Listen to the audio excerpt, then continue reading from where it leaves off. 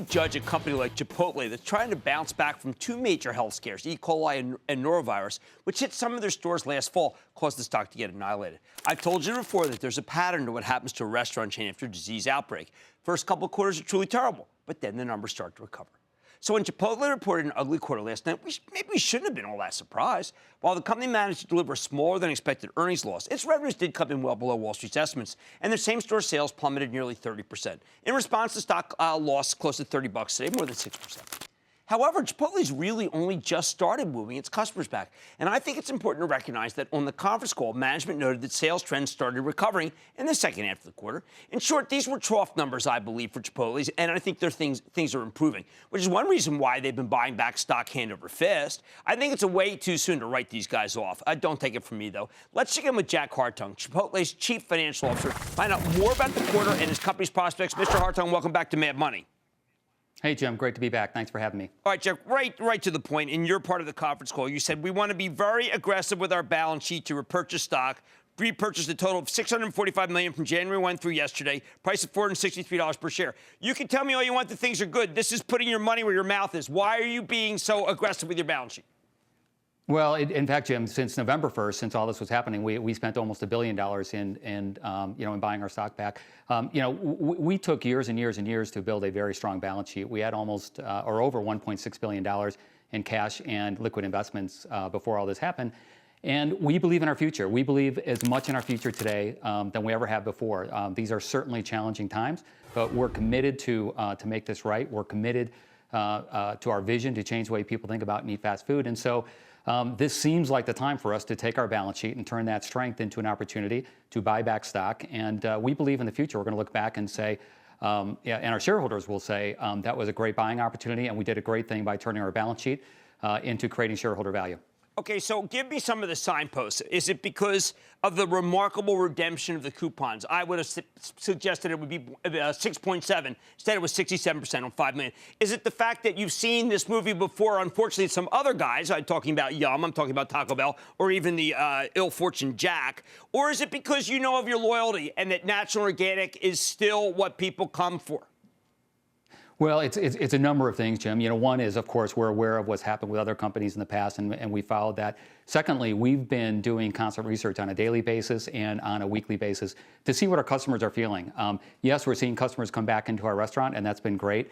We've been very aggressive to invite people in to enjoy a free burrito. We'll continue to do that, although we'll use different tactics along the way.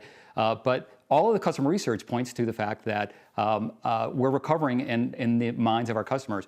In most cases, we hit bottom in January, and we've been recovering steadily ever since, every single day and every single week. In some cases, our measures are just about where they were before these incidents happened. In fact, in one very important measure where we asked, does Chipotle serve healthy and nutritious food? Our research tells us that our customers generally are right about back where they were before these things happened. And with our most loyal customers, they're actually ahead of where we were back then. And so we see encouragement in the customer research. And so we believe while it will take time and while we're disappointed we're not further along, we do think that the customers will come back. And we're going to do everything we can to encourage them to come back. We're going to entice them, one, with compelling offers, and two, we're going to have these teams of top performers, these great managers and crews, they're going to welcome customers back, give them a great experience, and remind them what a special Chipotle meal can really be like. All right, I just want you to go through the granularity because I think it really helped people, and they might not know it unless they've been to the one lately. Initially, you were committed, of course you're committed to becoming the industry leader in food safety, but you decided to have the lettuce sent centrally, bell pepper centrally. People didn't like that. You came up with another, even better way to make it so they get their way and you still are clean as possible. I just want you to tell people that because this is the Chipotle that I know. Yeah, Jim, it's part of the great story. We moved very quickly when all this happened to change what we were doing. We changed procedures with our suppliers. We changed them in our restaurants as well. A couple of things we did was we took our bell peppers and our lettuce, all of which was chopped every single morning and then served during lunch. We moved that to central kitchens, and we felt at the time that that was the best way to quickly make sure that we could take any risk that there might be some food related pathogens or pathogens related to those ingredients. We didn't like it. Our customers didn't like it, especially with lettuce. So we've worked with outside experts and an inside expert, Jim Marsden, who's been fantastic, to help us figure out how can we go back to having delicious, fresh, lettuce that's prepped in the restaurants and yet still be absolutely safe for our customers. And we found a way to do that where we can have interventions at the supplier. The lettuce can arrive to us largely as a full head of romaine lettuce. It will be trimmed at the top and the bottom. It's going to be fully washed so that we've removed any possible pathogens. But then our teams will take that lettuce and then prep it just like they did before. And so the lettuce that you're going to have on your bowl or in your tacos at lunch will have been prepped by our crews in the morning. And so we love it. It's only in a small test right now. But we're anxious to continue the test, to roll it out to more stores, and then get it out nationally. And we think that's a great example where we can continue to focus on food with integrity, to source naturally raised, sustainably raised ingredients. We can still do real cooking in our restaurants and do real prep in our restaurants and still make sure our food is absolutely safe. And all three of those things are super important to us. Well, I have felt some points your transparency and natural organic ethos almost cuts against you short term. For instance, you had to close a store in Boston that started the clock again on illness. But I have to believe that the vast majority of restaurant chains would not have closed that store. A couple people got sick. It was not any sort of illness that went to the customer. But you're taking extraordinary circumstances that I think are alerting people to things that no one else would be alerted to. That's right, Jim. We serve over 1 million meals per day, even with these lower sales. And we have to be perfect, or we have to make sure that our customers are safe and they're confident they can be safe with each of those more than 1 million meals. And so we have tightened our protocols, and we have probably taken an approach where we're going to be safe than sorry. We're going to take care of our customers before we worry about a day or two of sales. Now, unfortunately, sometimes that gets into the press and that hurts us. And that incident that you're talking about in March really did get national headlines, even though none of our employees worked while sick. They followed our protocols perfectly.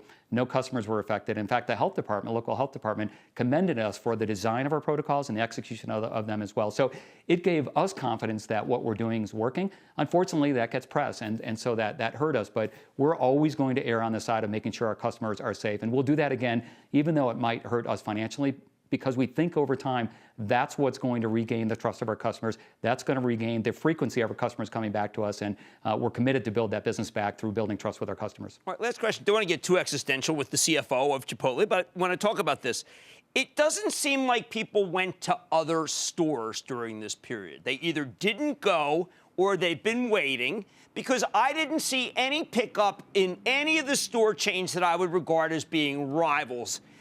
Is it just that people just said, look, when it's all clear, I'll come back? Because you didn't seem to lose any customers to anybody.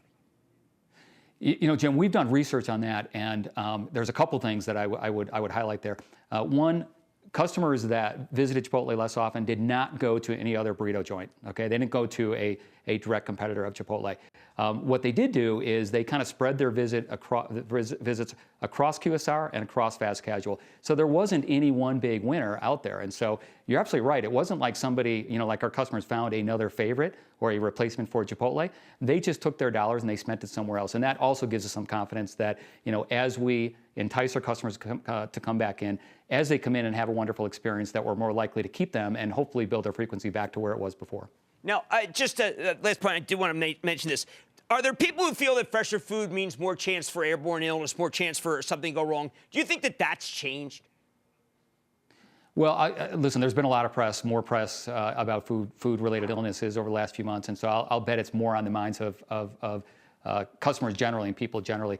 What we hope to do at Chipotle is to show that you can have great ingredients, you can do real cooking, you can have ready-to-eat food in your restaurants, and you can also ensure it's safe. We've always focused on being a leader in food with integrity, a leader in sourcing sustainably raised food. We also want to be known as a leader in having safe food as well. And so we think we can lead the way. We think other customers will be able to follow what we're doing, and so that generally people will be more confident that no matter where they eat, they can eat ready-to-eat, fresh food, food made in front of you, and still be confident that it can be safe. We're committed to that, and we've learned so much, Jim, in the last 3 or 4 months, so much more than we've ever known before about we can have our cake and eat it too. We can serve these great ingredients, we can do all the cooking in the restaurant, and we can ensure for our customers that our food will be safe. And so we think we're charting new territory here. Excellent. Thank you so much, Jack Hartung, CFO of Chipotle Mexican Grill. Always great to see you, sir. Thanks, Jim. I've been saying it's going to bottom at these levels, okay? I'm out there saying it, not changing my view. Jack Hartung, CFO of Chipotle Mexican Grill, putting his money where his mouth is. Mad Money's back into the break. Booyah! Jim Cramer here from Mad Money. Thanks for watching CNBC on YouTube. Click here to subscribe and get the jump on my exclusives with CEOs, plus market news, investing advice, and a whole lot more.